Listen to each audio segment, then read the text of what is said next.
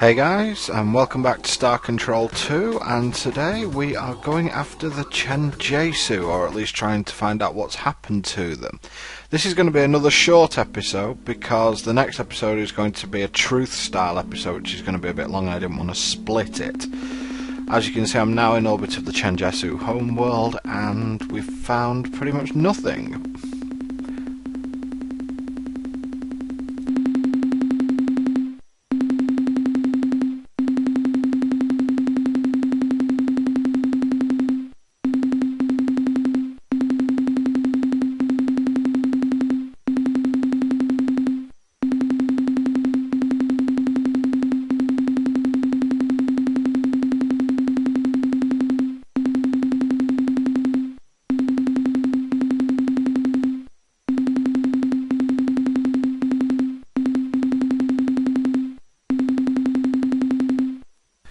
Well, that didn't help much, but Hayes did mention that the Chenjesu are pretty much hyperwave receivers themselves, and I have a powerful caster.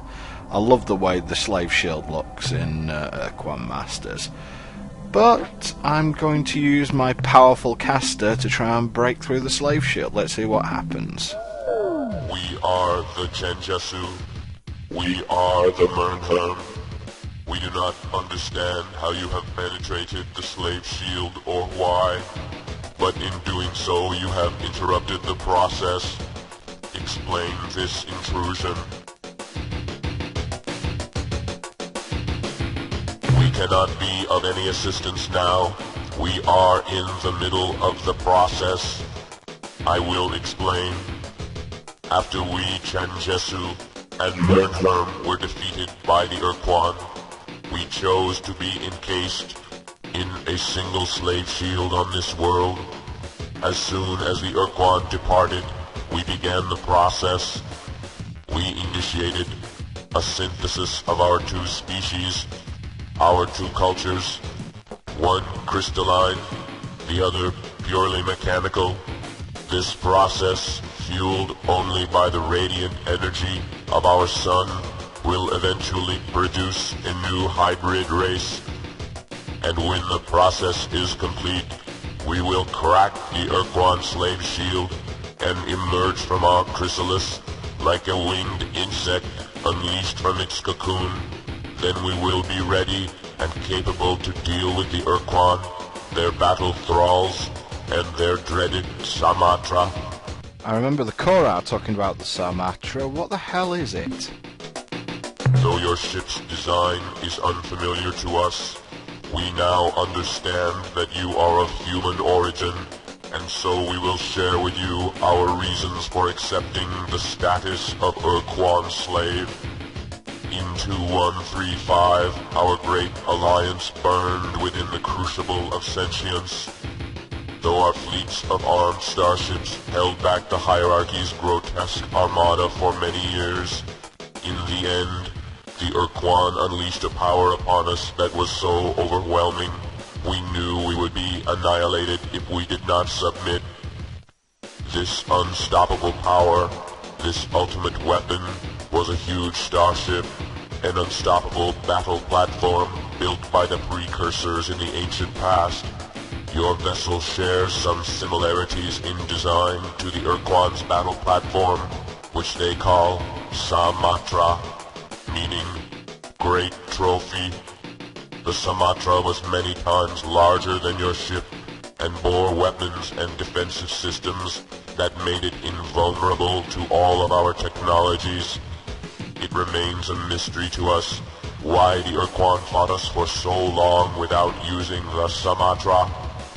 But when they finally brought the ship into combat, the Samatra incinerated our finest brood home vessels from 10 times our own ship's weapon range. We had no choices beyond submission or devastation. Before the Ur-Quan arrived to accept our surrender, we sent one last message to your people, a message suggesting that your species do as we Chenjesu and Mmrnmhrm plan to do. We would accept the Ur-Quan's demands and become slaves until such a time as we found a way to destroy or neutralize the Sumatra. The complete synthetic hybridization of the Chenjesu and the Mmrnmhrm species will require approximately 35 of your Earth years.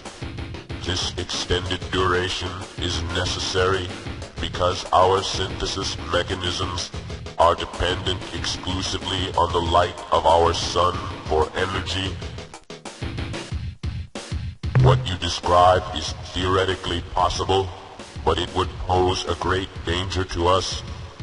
The process must be executed as planned, or it may fail catastrophically. We would be destroyed. Our wisdom is available. Detail your need. You must find some way to destroy the Sumatra. To do this, you will need a powerful weapon capable of destroying an entire planet. But that is not all. You will also require some way to distract the Ur-Quan to give you the opportunity to use the weapon. Though your presence here is a painful intrusion, we will always provide advice whenever you request it, Captain. Goodbye once and future ally, human. When the process is complete and we emerge from our chrysalis, I shall tell your grandchildren of our conversation this day. I'm afraid that 35 years is too long, Chenjesu. We're going to need you before then. So we're going to have to find a way to complete the process quickly. Anyway, at this point I am going to essentially mine the entire area of Ilrath space that I have missed before. So that's these planets. And then I'm going to return back to Earth to drop it all off. And here in fact we are. And I'm going to do a little bit of a reconfig on my flagship, as I mentioned last time, we are a little bit too energy sapping at this point. I hope the battle fares well, Captain.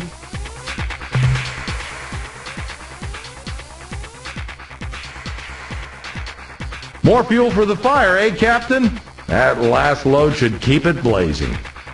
Goodbye, Captain. Okay, at this point we're basically waiting for the Shofixi to repopulate themselves so that we can start cranking out crew. Because the Shofixi really do bring crew in at a large amount. I make a bit of a mistake here and put a crew pod in. I actually meant to put a storage bay in.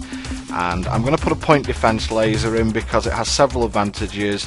One of which essentially being that an Ur-Quan cruiser will not launch fighters at us, and various other ships won't attack us with weapons that can be shot down by a point defense laser either.